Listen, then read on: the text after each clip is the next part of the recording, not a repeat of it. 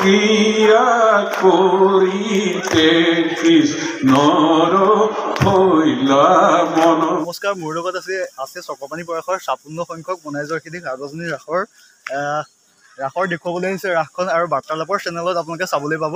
একদম পাপুৱে আমন্ত্ৰণ কৰিলে আৰু জয়সিদ্ধি ৰাইজে আমন্ত্ৰণ কৰিলে মনাই জয়সিদ্ধি। আৰু ইমান ডাঙৰ এখন ৰাস 56 বছৰ হ'ল আৰু প্ৰায় 50খন গাঁৱৰ ৰাইজে মিলিজুলি এই ৰাসখন পাতে।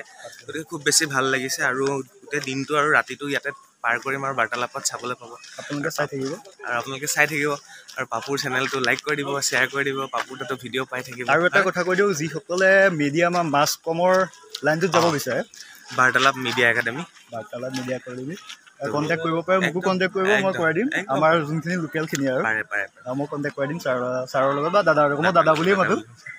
তাৰপিছত আৰু কেনেকুৱা পালে জনাওকচোন এই ল'ৰাখিনি বৰ্তমান ভাল লাগিল। ইমান ৰাইজে মানে অগ্ৰজসকল অনুজসকল সকলোৱে মিলি জুলি যে ৰাসখন পাতে আৰু ইমান বছৰৰ পৰা মই ক'ৰবাত পঢ়িছোঁ 1762 শকতেই প্ৰথম ৰাস আৰম্ভ হৈছিল মাজুলীত দক্ষিণপাট সত্ৰত।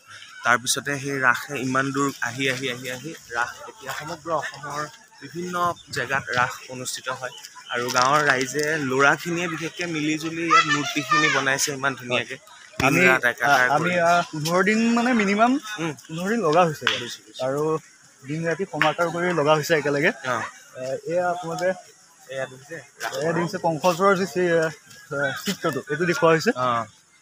তাৰপিছত কংসচৰ, তাৰপিছত এইটো আছে বসুদেৱে যে কোলাত লৈ যায় হয়, খুব ধুনীয়াকৈ মানে নামঘৰ ভাগ আছে।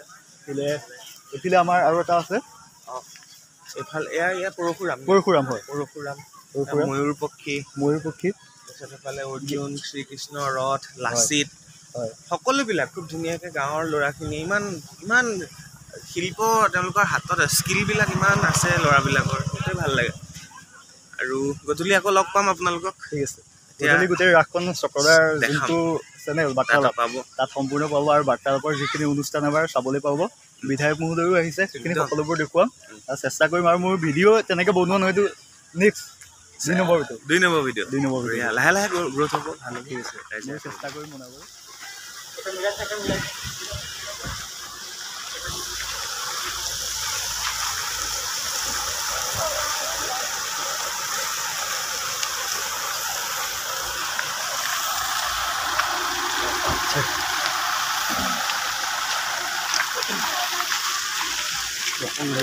প্ৰথম ভাগিল কেম চাৰিআলিত ৰাসত মই প্ৰথমবাৰ বিধায়ক হৈ ইয়াৰ ৰাস মহোৎসৱত অংশগ্ৰহণ কৰি সঁচাকৈ মই বৰ নিজকে ধন্য মানিছোঁ, সুখী অনুভৱ কৰিছোঁ।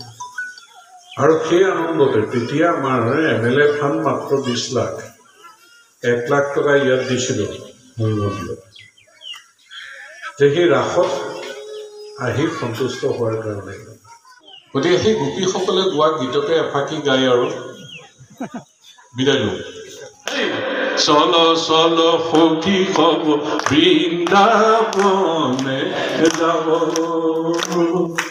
বজাইছে মোহন বেণু নয়ন ভৰিছা, লহু লহু বহে মন্দ মলয়া পৱন, ৰাস ক্ৰিয়া কৰিতে কৃষ্ণৰ হইলা মন, ৰাস ক্ৰিয়া কৰিতে কৃষ্ণৰ হইলা মন।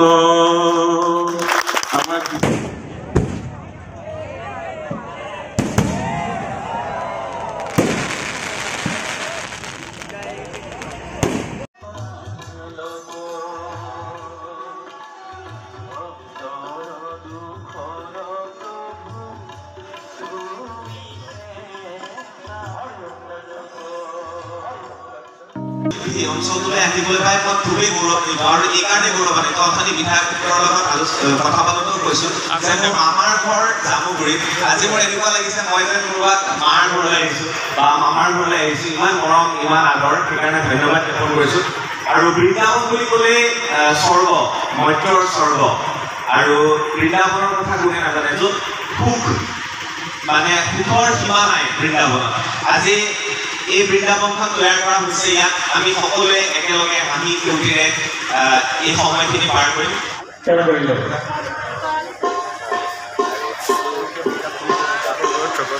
ভিডিঅ' আপোনালোকে সকলোৱে চেনেলটো চাবলৈ পাব তথাপি মই অলপ দেখুৱাই দিছোঁ ইয়াত ভিডিঅ'ৰ প্ৰস্তুতি কৰি আছে